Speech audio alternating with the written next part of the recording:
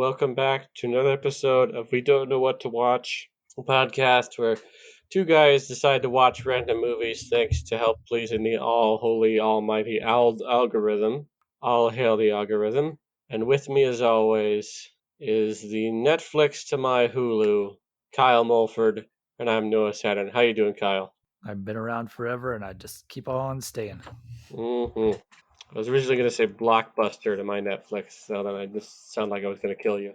So I'm dead. And old and obsolete. I'm old, dead, and obsolete. Sad. Mm. I'm doing good. I watched quite a few movies this time. Yeah, so this is one of our mini episodes, which sometimes become maxi episodes or regular full size episodes, where we just talk about what movies you've been watching. And what are they called, Kyle? What you watching? What you watching? All right, so I'll go first.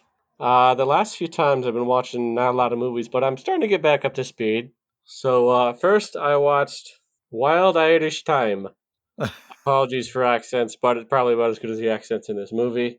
Came out right around the end of last year. It's on Hulu, starring Emily Blunt, Jamie Dornan, and then Christopher Walken, of all people, is in this for some reason. He Oh, plays an old Irishman, and he sounds like Christopher Walken. I was gonna say, Can he do any accent? He tries his best. I love And then Christopher all the Walken. acts, and this is kind of weird because American critics, when this film came out, were like, "Oh, okay, that's fine." And then when Irish critics actually watched it, like they're like, "What is this? This isn't modern Ireland. This is supposed to take place. What time is it supposed to take place? Because it takes place in modern day. And it's all about a young woman who's growing up and she loves like the farm boy that she grew up with next door. Really kind of fun, cutesy, almost old timey. And then also like John Hamm shows up for some reason as like the cool cousin who wants to buy the farm, and then old Jamie Dornan is the farmer's like, oh, I don't know if I want this farm or not. These, if you think like this is Ireland according to like Darby O'Gill and the Little People, except no king, no leprechauns, and no King Brian. Say, And I'm gonna jump into spoiler territory here. So we find out the reason why that like he after all this time years that he doesn't really want to marry this girl is like, I believe I'm a honeybee. what? You heard me. He's like says, I'm sorry, just that I believe I'm a honeybee. It's like, okay. And this poor woman just kind of rolls with it because there's only 10 minutes left in the movie. It's like, what am I? You're the most beautiful flower I've ever met. So she's got her honeybee man husband at the end. So, good for them. Did he really think he was a honeybee? Yeah, it seems to kind of take it seriously. He just wants to buzz around and make honey, I guess. Okay. But it comes out of nowhere. That seems really bizarre. And this is made by a guy who won an Oscar for screenwriting. What was that? I don't remember the director's name, unfortunately, but it's just. Oh, So I guess if you want to watch a romantic movie with the surprise twist, would you watch this with like your wife and not tell her anything about the twist? I'm maybe. Mm-hmm.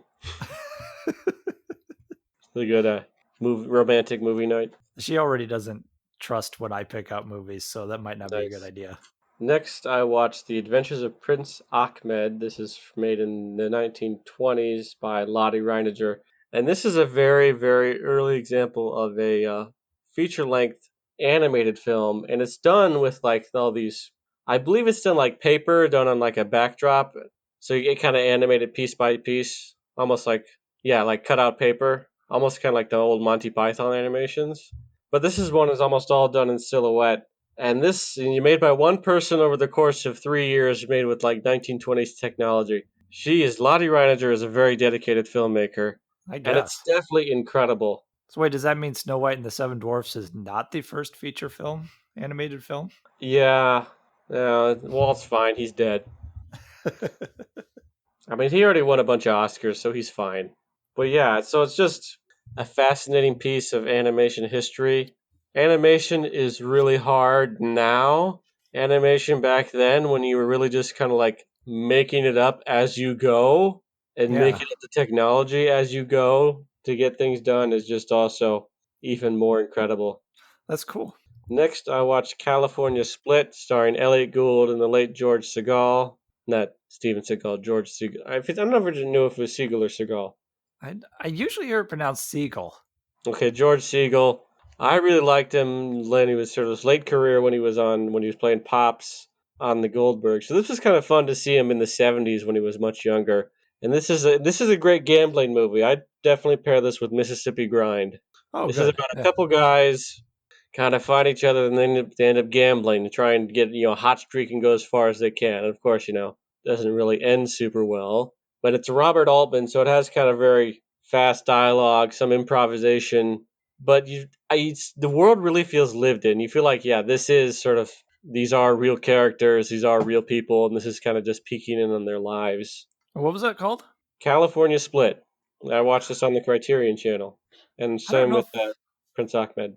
I don't know if I've really heard of that one, but I mean, I would totally watch a gambling movie with those two leads. Mm-hmm. Good stuff. Next, I watched The Palm Beach Story. This is an old classic Preston Sturges rom-com where a lot of goofy slapstick, where a man and a woman, their marriage is not going so well because they don't have any money. So, but then she realizes that, she can get nice old guys to pay for things. So she decides, okay, we're going to get divorced so then I can go and be single and then get some money down in Palm Beach and then come back to you. But he doesn't want that, so he follows her down, just all the weird, kooky characters. So they end up going down like on a similar train. She ends up sort of like hanging out with all these sort of nice bachelors, rich guys on the train. And two of them are part of like this trap shooting club. So they decide to have their improvised trap shooting on the train, and that was just really funny. And the poor bartender just like, I'm staying out of this. I haven't seen So that they would one, like, but I like Preston Sturges, so mm-hmm. And he says like pulled, and the bartender throws up like a bottle, and then they like shoot out windows of the train. The train car is just shot to heck with all these just two drunk guys. that sounds like a lot of fun. Hmm. Next, I watched The The dishes Hot are done, man. Rock. Next, I watched The Hot Rock, which is a heist movie where the heist goes wrong again and again and again. They spend the whole movie like, because the goal is they're trying to steal a diamond from a museum so they can get it to this guy who supposedly was the real owners from this African country. But so they steal the diamond, but then they steal the diamond, but the guy who got it got caught. So they go now they got to break him out of prison. Then like, oh no, I don't have it. I gave it to this guy, and I got to steal from this guy. So it's a comedy heist movie, but also it's starring Robert Redford and George Segal again. So it's kind of fun to see those two play off each other really well as well. So yeah, it's that comedy heist movie, just like how many times can these heists go wrong and how many different spectacular ways. Was this a George Siegel recently passed, so I need to watch some of those movies thing? Maybe, but also I am, just happened to find it and I was like, oh, Robert Redford? Oh, I like him. am I going to hear of you watching a bunch of Charles Grodin films now? No, no, I haven't seen any Although I do need to watch The Muppet Caper because I've never seen it, but that's beside the point. And Midnight Run. Of course. Next, I watched The Phantom, starring Billy Zane and Catherine Zeta-Jones and Christy Nice. Swanson, I believe. This was and Treat Williams as the villain, who's having the time of his life. I love I love Treat Williams as a villain. Treat Williams knows exactly what kind of movie he's in, because he's like this evil businessman guy, but then like at one point, like he creates like an evil microscope that like you pushes a button, like you push a button on the side of the microscope to try and like adjust your sight, but then like two blades come out to pierce you, like to stab you through the eyes. I haven't seen this one probably since the 90s or early 2000s, but Hmm. I have recently listened to a podcast on this one, and they were mentioning that some of the dialogue gets a little rapey. Yeah, some of it does not age well, but But it's overall, I think it was a fun movie when I watched it, though. yeah, it was fun. It was very silly. It was part of that string of like pulp heroes, like this and The Shadow. I think kind of came out around that same decade. And the post Batman, oh crap, we got to get one of these things going. They were trying to capitalize off of Batman. Yeah, Dick Tracy around this time too. That's true. Dick Tracy was 1990. Yeah, I really like Dick Tracy, just yeah, because that it's so one's pretty unique. interesting. But yeah, this Phantom, it's good. It's silly. Watch it for Treat Williams. At one point, Treat Williams like takes a spear off a wall and like throws it through a guy. Watch it for Treat Williams, who's kind of playing that evil 1930s boss. Less of a gangster, more like a kind of a uptight businessman the whole time. And like really cool, Catherine Zeta-Jones is like a thief and like airplane pirate stuff. So and then like Aviator, I'd watch it just for her. She's great in it, and Treat Williams, and then Billy Zane is good too. He is very muscly in this movie for the tight purple suit and the mask. I need to have just like a movie marathon of like Dick Tracy, the Phantom, the Shadow, and the Rocketeer. That'd make a solid. That'd be a solid. That'd be a solid series. And last, I watched the new Netflix film starring Melissa McCarthy and Octavia Spencer, Thunder Force. So typically, Melissa McCarthy is interesting. I like her when she works a lot with Paul Feig, so stuff like Yeah. Bridesmaids and Spy. Even though I still haven't seen Bridesmaids, I talked about Spy. I really like Spy, but then I haven't. I know this one is directed by Ben Falcone, who also is her husband, and sometimes they I don't know. They don't really work for me, and if you like those movies, of course, that's fine. Yeah. But this one I enjoyed because it's good. It's not great, but it is definitely embraces kind of the silliness of certain superheroes. Jason Bateman plays like a bad guy henchman called the Crab, who just like has crab arms, and then whenever he runs, he like puts his pincers up and then scuttles to the side like a crab. Well, I'm glad to hear that it's okay because if I would have found out it was directed by Ben Falcone, yeah, I'm not a fan of their collaborations either. But my wife and one of our daughters watched this and they said they enjoyed it. Yeah, I just kind of wish it would have gone further and more the superhero parody direction. It felt like it was just like a superhero movie that, or like a comedy that happens to be a superhero movie versus like a Oh. superhero comedy. As I definitely felt like it definitely could have been more interesting if it leaned in more. Because some jokes were really funny, like they were like they never found a way to wash their uniform, so they just complained towards the end how it just gets really smelly because they never found a way to how to wash them. See, that's funny. But then also stuff like when they're trying to get out of like their cool like car, like this purple Lamborghini, they have trouble getting out of it because it just sits so low and they've got these really tight uniforms on. See, that's I wish I could use more gags like that. That and the crab was really funny because Jason Bateman, and then at one point like Melissa McCarthy starts to have a romance with the crab, and they go to like the nice restaurant. And he goes through his whole origin story, and then she starts to like rub butter on one of his claws, and at one point takes out some Old Bay seasoning. So they it's I, just I might have and to check then, this one out. Octavia Spencer definitely played it straight more often, but she was really funny too. Overall, I think Thunder Force is fine. I don't think I would have paid to see it in theaters, but as a Netflix, it's fun. It's goofy. I definitely just wish they could have played up the more superhero aspects to it. It might be an issue of budget because this movie obviously does not have the budget of like a Marvel movie, but it doesn't necessarily need to. Yeah. So those are my films. All right. I watched a few here. I'll start off with on HBO Max. I watched a 1973 film, Scarecrow. Uh, Never seen this one before. This is it starts with like two hitchhikers like kind of fighting for cars, and it's Al Pacino and Gene Hackman, Mm-hmm. and then eventually like they're both kind of going the same direction, so they kind of hitchhike together, and you find out like um one of them just got up Gene Hackman just got out of jail and he's traveling to, I think they might be in California, and he's traveling to Pittsburgh because he wants to start a car wash. I don't know why in Pittsburgh. But and then Al Pacino was someone who got a woman pregnant and ran away because he was scared, and ran off to the Navy or something. So he's getting off a ship and he's going back to see his kid after like 5 years or something like that, and he's never met the kid. And they're both going the same way, and then they kind of bond on the road. It's just kind of a little road trip and kind of an actor showcase for Hackman and Pacino, and I really dug it. I thought it was really good. Yeah, because this would have been like 2 years after the French Connection and 1 year after the first Godfather, so they both were been pretty hot at the time. Yeah. So yeah, I'd recommend that one if you, especially if you want to see just kind of just Hackman and Pacino just acting. It's good. Mm-hmm. And then I watched on Amazon Prime. I watched a 2005 film, The Wild Blue Yonder. Um, this is a Werner Herzog movie. it, it's kind of shot documentary style, Mm-hmm.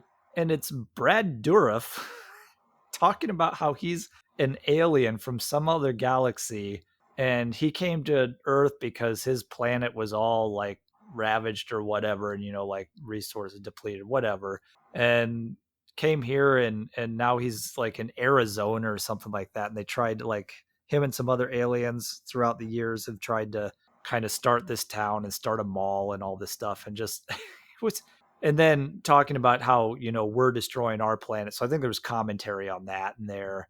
Mm-hmm. And then these astronauts go off into space and find like these dimensional wormhole things to travel further and farther, and they end up on his planet. And I don't know, it was bizarre. I didn't care for it, but but but it was interestingly bizarre. Yeah, that's Herzog for you. Yeah, I just I haven't seen a lot of Herzog movies, so I was like, I'll try this. I like Brad Dourif too. Mhm. It's just so. I was just, what is happening in this movie? I don't know. I actually really like Werner Herzog as when he's doing nonfiction, like his documentary. Like I know what his documentary Grizzly Man is really good. Or when he plays bad guys in films like Jack Reacher and The Mandalorian. Yeah, when he shows up in The Mandalorian.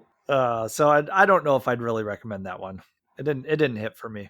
Uh, then on Tubi TV, I watched a 2001 film, Hedwig and the Angry Inch, and I hadn't seen this one since it came out in the theater. I watched this one at the Bijou at the University of Iowa Back in the day. back in the day. And I love this movie. It's this man, woman, gender fluid. Like I think it's kind of gender fluid before that was really even a thing, because this was back when it was still just LGB, not LGBTQ.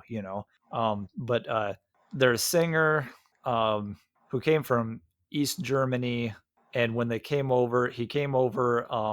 There was a army sergeant or whatever that decided to marry him, but the only way he would marry him is if he did the full sex change into a woman. But then it's called the angry inch because it was a botched job, so he's got an angry inch.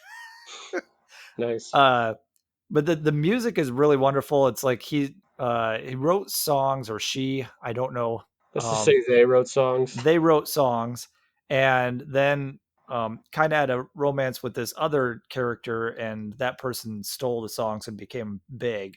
And so like they're following that person around, like doing small venues in all the towns that he's doing giant concerts in. So and it's kind of like just a film about them finding their identity too. That's So cool. and like I said, the music's really wonderful, and it's just a great film. HBO Max, I watched the 2020 film Greenland.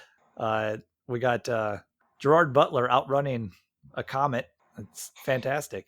It's exactly what you expect it to be. And you know what? As far as Gerard Butler movies go, if you know what to expect from his movies, I think you'll like this one, because this is one of my favorites. I really dug this one. Uh, On a scale of 1 to Geostorm, where does it go? That's a good question, because honestly, I, I really dug Geostorm too, as cheesy as it was. But I think this one is like a better film, because this one was him and Morena Baccarin.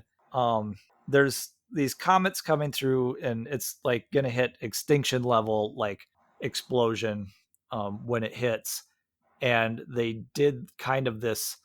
Certain people got text messages, and he's an architect, so he gets a message that says you're one of the people who's chosen to get on a plane to Green, and like they don't know it's Greenland, but eventually you find out that they're going to Greenland, to an underground bunker that's been there for a while, for in instances like this. And so like people who they would need to rebuild get these positions. Well, they get to the plane, and then they're like, oh, their son is um what is it when they need the insulin, the Diabetic. diabetic. And they're like, oh, we don't let any anybody with any medical conditions going, so you guys actually can't come on the plane. And then there's a whole big thing, and then the family gets separated, and and they're trying to find each other, and it's really tense and really good. I, So it's a commentary on the American healthcare system. I They don't don't know, allow maybe. people with pre-existing conditions. Uh, yeah, I guess that would be. Yeah. I liked it. Then on HBO Max, I watched another 2020 film called Tenet. I already talked about Tenet. I'm hearing it's just interesting to hear your thoughts. Very confusing. But you know, I've heard a lot of mixed to negative reviews, and I don't know if it's just because I'm a fan of Nolan's film style, and I just kind of like the areas he goes, even if he doesn't hit a success as well as some of his other films. But I, I really enjoyed this film. I had a fun time watching this, and and it was confusing, but like it wasn't so bad that I couldn't follow it and as it was going along to the very end. Like it made enough sense to me that it like and I thought it was really cool some of the stuff they did. I'm sure if I really looked into it, like some of the stuff might not make complete sense, obviously, because I don't know how you do that without missing some things. but Hmm. but I thought just the idea of it was really cool, and how he pulled it off too. Yeah, this almost feels like a version, I guess, of like a box of Oops All plot mechanics, where he's Yeah, more interested in like plot mechanics. I mean, he's always been more interested in plot and trying to do fun, weird things with plot puzzles yeah, than actually like telling a story. And this and kind of seemed like his peak at that because you know John David Washington's character doesn't even get a name; he's just the protagonist. yeah. I thought that I was don't interesting even. too, because when you watch it, like I watch all my movies with subtitles, and that's actually what came up on the subtitles. Yes. Just But almost feel like walk and talk, action scene, walk and talk, action scene. Hi, Michael Caine, action scene. because it's a Nolan film. Um, Kenneth Branagh, and then Elizabeth Debicki, like doing something with a car because she has very long legs. yeah, I don't know. Yeah, I get that. But I think that he always goes for these grand ideas, and I kind of give him credit for that, for like going for this, like trying to do something like just out there, and different. He always takes a big swing. I He can't does, and fault I him kind for of that. respect that. Even if there isn't a lot of character development, I always have a good time watching his films. So, and this one was Like no different. someone could try and cosplay as like, oh, I'm the protagonist. Like, okay, it's just a He guy in a suit and maybe like the just walk something. everywhere backwards Yeah, with there you go. a mask with a With a air mask yeah, on. yeah. All right. Well, next thing I watched was watched this on DVD, but a 1980 film called A Small Circle of Friends. Uh, this one starred Karen Allen and a couple other guys. Uh, And one of them is a murderer. murder. No, this is about two guys going to college and meeting each other there, and they become friends. And this is in the '60s, the early '60s, and they also meet a girl there. So there's like one of them starts dating, but the other one's in love with her too. And so like there's that whole thing going to like through the movie, but then they also like have stuff about them rebelling. They're just like and then the draft in there and racism and all this stuff. Like they put a lot of stuff in there. It's kind of like little snippets of their life through college. um And they've got a really weird guy there, played by John Belushi. yes, it's a zit, get it. I don't know when the Germans bombed Pearl Harbor. But you would think that with as many things as they covered in there that it would get really sloppy, and since they're like cutting back and forth, like just going to different points in time of through the whole college career, so like they span quite a time. And but I wouldn't say it's a great movie, but it was interesting, and it was well put together and acted, and it was a decent little film. I wouldn't go hunt it out or anything, Hmm. but it wasn't bad. And you also get a small cameo from Shelley Long and Daniel Stern are both in it. Huh. Small part. Daniel Stern is like trying to get out of the draft by being crazy. Nice. And this is Uh, before his life of crime with Joe Pesci. yes, and before Blue Thunder. Hmm. Then on another movie on HBO Max, I watched a 1991 film called Dogfight. This one had Lily Taylor and River Phoenix Playing dogs. playing dogs. No, what this was also set in the 60s, and River Phoenix is in the military, and it's before they're going to go out to war. And the night before they go out, they all get together at a bar, and they go out beforehand and say, we're going to meet at this bar at 7 o'clock, and we're going to have a contest. What they do is they have what's called a dog fight, where they find the ugliest women they can, and whoever brings the ugliest woman wins. And they all put money into the pot. Well, he chooses Lily Taylor, and then and she eventually finds out, like, she's crying in the bathroom for something, not because of the thing, but like while she's in there, one of the other women comes in and she goes, oh yeah, and she's fighting with her date and over money, and then she goes, yeah, we're part of a dog fight, and she explains the whole thing. She's like, I even took my false teeth out so I could help it, so like we could win the money, because then, why not get some money. Nice. And so then she finds out, oh, it was all a contest because you think I'm ugly. Well, you could tell River Phoenix was like not super comfortable with it, because like when he first started like trying to take her there, he's like, he actually tried getting out of it, because he's like, let's go to this bar, and she's like, okay, you're going to date with me, that's great. And then as he starts walking and talking with her, he starts realizing that she's a good person, and like what he's about to do to her, and he keeps saying, no, maybe we don't want to do this, maybe we don't want to do this, and she's like, no, I want to go to a party or whatever, so but then throughout the movie, he goes back to apologize, and it's really about her kind of showing him his better self. And they go out on a date the rest of the night, and yeah, it's a gross premise at the beginning, but it turns into a really nice film. And I really recommend this. And it's another showcase of, boy, it's too bad about drugs, because River Phoenix was lost too soon. Mm-hmm. I think he was a talented young actor. But yeah, I would really recommend that one. Then I continued on with my James Bond films and watched my Blu-ray of Thunderball from 1965. Nice. I can see that this one was probably exciting and cool when it was made because of all the underwater sequence and stuff. And they are still pretty cool. They are still pretty cool, but like, boy, it's Spectre steals a plane with nuclear weapons on it, and James Bond goes And to they've got a find them. giant boat that eats other boats. Yeah, and then James Bond he finds the boat and finds the bombs. And this is one of the more dull Bond films, I think. Mm-hmm. It just kind of drags a little. So, and then the underwater sequence just is cool, but it goes on forever. Was this the one at the beginning where he pretends to be Japanese and it's really uncomfortable? No, I don't think that was at the beginning of this one. Now I'm trying to think of what the opening sequence was on this one. I don't think that was it though. Okay. If it was, I put it out of my mind.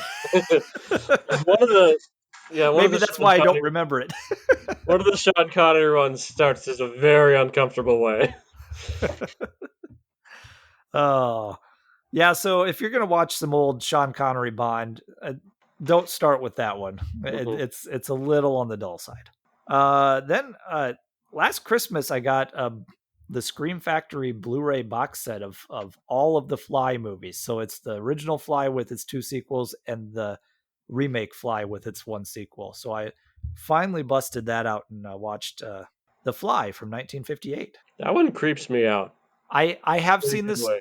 film a couple of times before, and it is really cool. It's just uh, it's a real basic thing, but it's a You genuinely scientist. you genuinely feel bad for him because it really and the relationship he has with his wife. Yeah, because they really do love each other, and then like it starts off with a murder, and then like a woman confessing, "I killed my husband," and it's like, what? And but yeah, the scientist creates a teleportation device and eventually tests it on himself, and a fly gets in the chamber, and you know the rest. He turns into a fly creature, and his brother is played by Vincent Price, so you get Vincent Nice. Price in here too. And it really is a great film. And like you said, the relationship between the scientist and his wife, they think she's crazy, but she will not stop denying that she's the one who did it. because it's, she did, but she did it for the right reasons. Really, really good film. And then speaking of good films, family movie night, we watched the 2021 Netflix film The Mitchells versus the Machines. Oh, this is so good. I If this doesn't win best animated feature next year. uh Basically the Mitchells are your basic, not, they seem dysfunctional, but they're a normal dysfunctional family.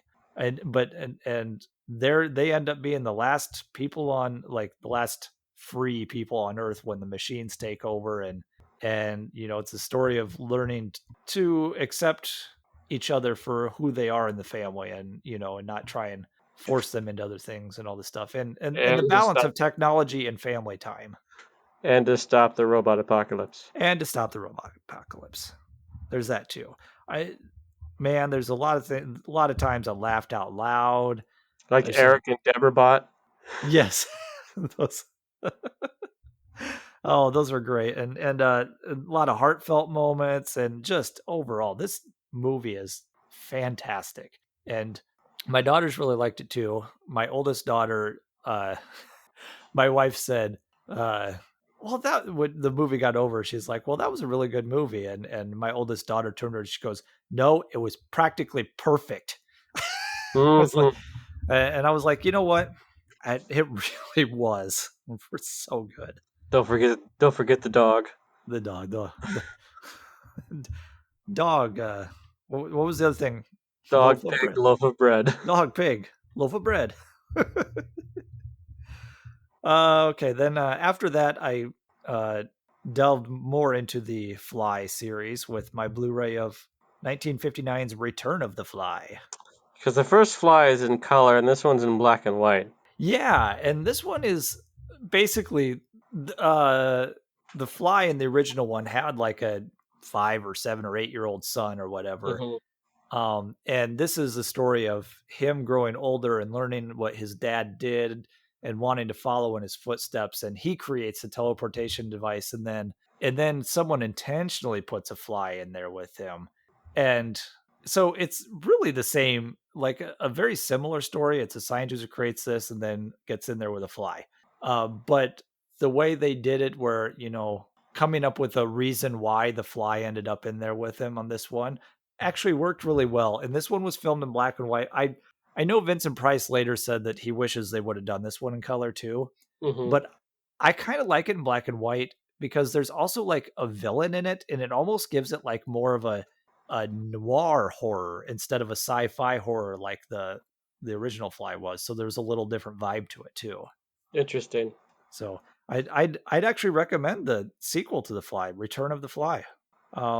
Next one I watched was I got from Netflix DVD, the 2020 film Promising Young Woman. I never saw this one.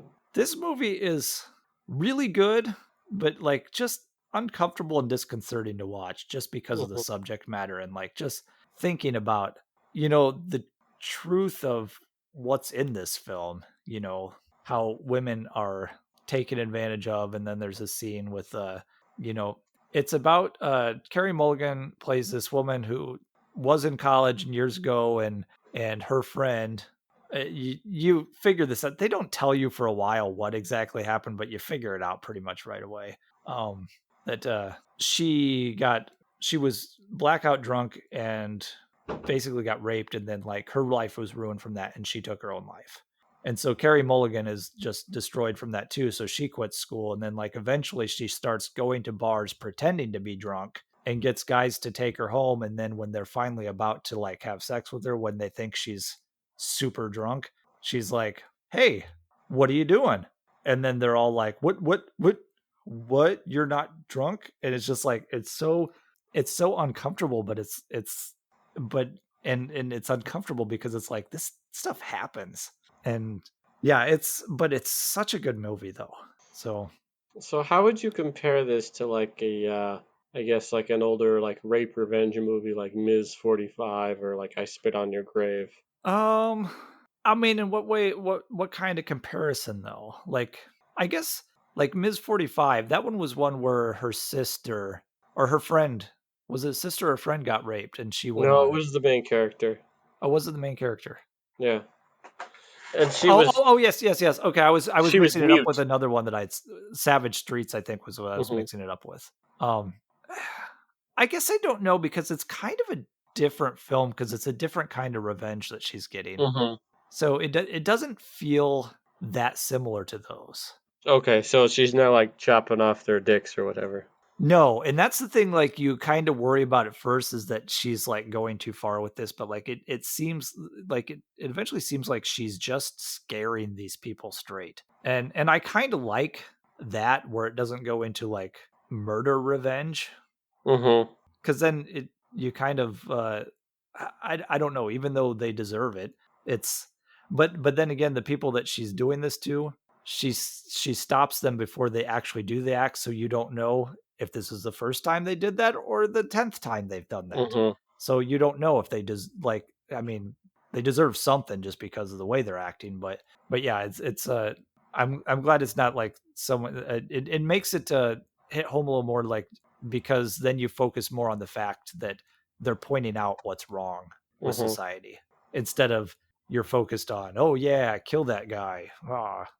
Yeah, and also I'm sure there's other people way more qualified to talk about this film than a couple of boring white guys. I Yeah, and I agree, but I would recommend it to anybody though. So I'm sure I probably don't have the best insight, and if anybody has any issues with what I said, then let me know. I'm I'm willing to listen. Um, then on Amazon Prime, I went back and watched the 1990 film The Sixth Sense to see how that held up, and I think this holds up on the acting Hmm. because rewatching it and knowing the twist, I'm watching it going, how did we not figure out the twist? Because the whole time, and spoiler for anybody who doesn't know the twist of The Sixth Sense, um, the whole time I'm watching, this time knowing the ending, I'm going, well, we're sitting here watching Bruce Willis stalk this kid. He's like meeting him in the street, meeting him at school, meeting him at his house. Like, I'm like, what psychiatrist does this and doesn't have the kid taken to him? It's like, how did we True, not? it's like meet in his office. Yeah, how did we not? How did nobody catch it, including myself, until the twist at the end? Like, and I think it's because of the performances of Bruce Willis and Haley Joel Osment. Hmm. And they just, especially Haley Joel Osment, like he was such a good little kid actor, and he did a wonderful job in this, and I think it kind of earns that twist ending.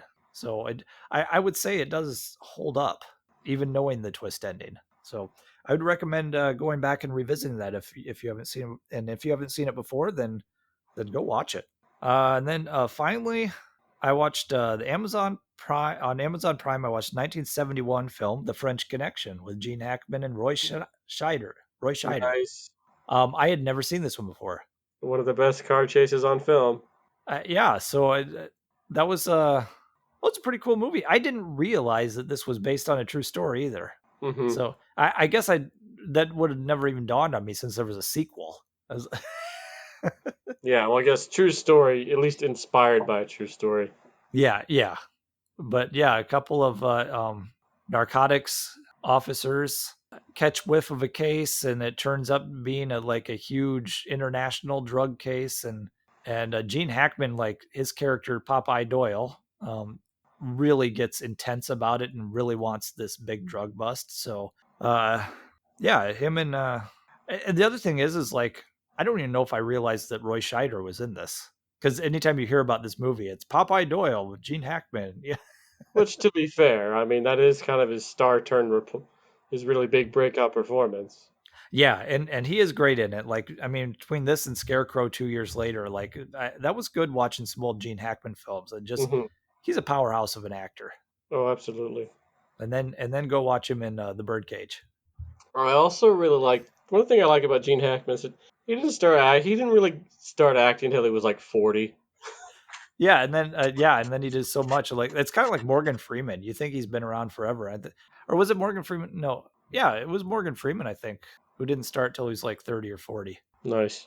And then it's like you feel like he's been around since like God knows when, but no, he started late. Yeah, I'd recommend The French Connection. That was a cool movie. So Yeah, a lot of good stuff. I hope people go out and check out some of these movies. So I But guess anyway, the big question, and this is going to be a hot take, the hottest of takes, but I think the car chase in The French Connection is better than the car chase in Bullet. I can't comment on that because I own Bullet and I've still never seen it. You gotta fix that. We gotta talk about this next time. I might have to. Yeah, I do have a DVD copy of Bullet, so I might have to watch that. All right, but that's the stuff we've been watching, and I watched a lot of stuff that I would hope people go out and seek out some good stuff in there. But until then, you can find us on Twitter. I'm at AwesomeKM, And I'm at Noah_Saturn. and we're on Instagram at We Don't Know What to Watch, and you can email us we don't know what to watch at gmail.com. Comment below, like our video, and all that jazz. And until next Anything time, to keep watching. appease the all holy algae rhythm. LG rhythm. Keep That's watching. that's the name of Don Cheadle's character in Space Jam 2. I'm not joking. I'll probably watch it. I probably will too. Anyway, come on and slam and welcome to the jam.